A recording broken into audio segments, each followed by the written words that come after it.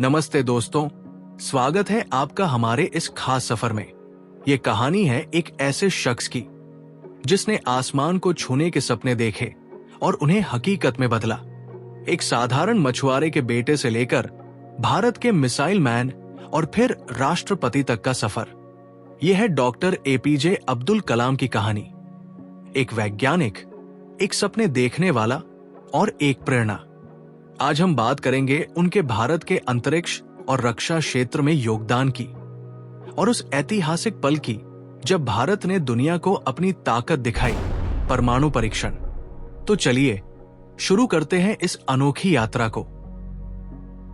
15 अक्टूबर 1931 को तमिलनाडु के रामेश्वरम में एक छोटे से मछुआरे परिवार में एक बच्चे ने जन्म लिया। नाम था अबुल पकीर जैनुलब्दीन अब्दुल कलाम। उनके पिता नाव बनाते थे और मछुआरों की मदद करते थे। घर की हालत ऐसी थी कि कलाम को अखबार बेचकर अपनी पढ़ाई का खर्च उठाना पड़ा, लेकिन उनके मन में कुछ बड़ा करने की चाह थी। वो अक्सर समुद्र के किनारे बैठकर आसमान को निहारते और सोचते, क्या मैं कभी इन सितारों तक पहुंच पाऊंगा? उनकी जिज्ञासा ने उन्हें पढ़ाई की ओर धकेला। उन्होंने मद्रास इंस्टीट्यूट ऑफ टेक्नोलॉजी से एरोनॉटिकल इंजीनियरिंग की डिग्री हासिल की। ये वो पहला कदम था जो उन्हें अंतरिक्ष और रक्षा की दुनिया में ले गया। 1960 के दशक में जब भारत अंतरिक्ष की दुनिया में अपने कदम रख रहा था, डॉक्टर कलाम ने भारतीय अंतरिक्ष अनुसंधान संगठन यानी इसरो को ज्वाइन किया। उस वक्त भारत के पास न टेक्नोलॉजी थी न संसाधन, लेकिन सपने बहुत बड़े थे। कलाम को एक मिशन सौंपा गया, भारत का पहला सैटेलाइट लॉन्च व्हीकल SLV-3 बनाना। 1979 में पहली कोशिश नाकाम रही। रॉकेट लॉन्च हुआ, लेकिन बंगाल की खाड़ी में जा गिरा। कलाम ने हार नहीं मानी। उन्होंने कहा, नाकामी एक सबक है, उसे सीखो और आगे बढ़ो। 18 जुलाई 1980 को SLV-3 ने रोहिणी सैटेलाइट को सफलतापूर्वक अंतरिक्ष में पहुंचाया। यह भारत के लिए एक ऐतिहासिक पल था। एक गरीब देश ने दुनिया को बता दिया कि वो भी अंतरिक्ष की दौड़ में शामिल है। अंतरिक्ष में सफलता के बाद कलाम का ध्यान अब देश की सुरक्षा की ओर गया। 1980 के दशक में वो defence research and development organisation यानी DRDO से जुड़े। यहां उन्होंने एक ऐसा प्रोग्राम शुरू किया जिसने भारत को हथियारों की दुनिया में नई ताकत दी, integrated guided missile development programme.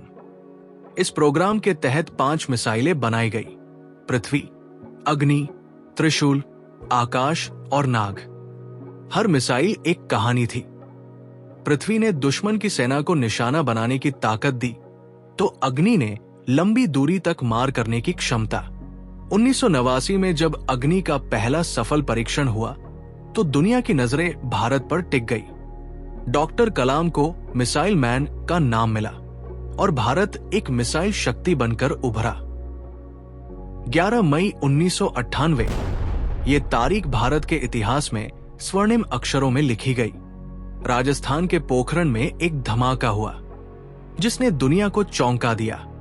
ये था भारत का दूसरा परमाणु परीक्षण पोखरण, और इसके पीछे का मास्टरमाइंड थे डॉक्टर एपीजे अब्दुल कलाम।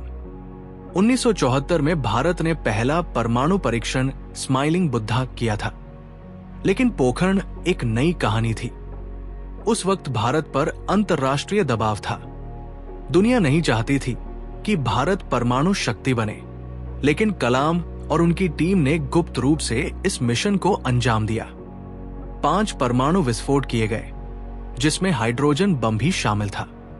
जब सफलता की खबर आई तो तत्कालीन प्रधानमंत्री अटल बिहारी वाजपेयी ने कहा, आज भारत ने अपनी ताकत दिखाई है। लेकिन कलाम का कहना था, ये शक्ति शांति के लिए है, हमला करने के लिए नहीं। इस परीक्षण ने भारत को परमाणु संपन्न देशों की सूची में ला खड़ा किया। डॉक्टर कलाम सिर्फ वैज्ञानिक नहीं थे, वो एक दूरदर्शी नेता भी थे। वो मानते थे कि विज्ञान का असली मकसद लोगों की जिंदगी बेहतर करना है। 2002 में वो भारत के 11वें राष्ट्रपति बने। एक वैज्ञानिक से राष्ट्रपति तक का सफर। राष्ट्रपति भवन में रहते हुए भी वो बच्चों से मिलते, उन्हें प्रेरित करते। उनकी किताब विंग्स ऑफ फायर ने लाखों युवाओं को सपने देखने की हिम्मत दी। उनका विजन 2020 का सपना था, एक विकसित भारत जहां हर नागरिक सशक्त हो। वो कहते थे, सपने वो नहीं जो सोते वक्त देखे जाते हैं, सपने वो है जो आपको सोने न दे। 27 जुलाई 2015 को शिलोंग में एक लेक्चर के दौरान डॉक्टर कलाम का निधन हो गया। वो आखिरी पल तक छात्रों को पढ़ा रहे थे। उनकी मृत्यु से पूरा देश शोक में डूब गया, लेकिन उनकी विरासत आज भी जिंदा है।